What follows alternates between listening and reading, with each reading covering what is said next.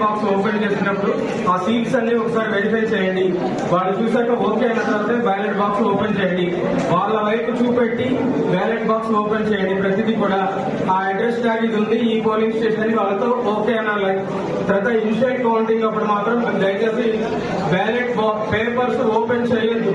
Initial counting 25 bundles కట్టండి. 25 bundles కట్టిన తర్వాత మీకున్న పోలింగ్ స్టేషన్ లో ఎన్ని ఉన్నాయో అన్ని చూడండి. అర్థమవుతుందండి. ఇనిషియల్ కౌంటింగ్ అప్పుడు బ్యాలెట్ పేపర్ ఓపెన్ చేయొద్దు. దయచేసి గమనించండి.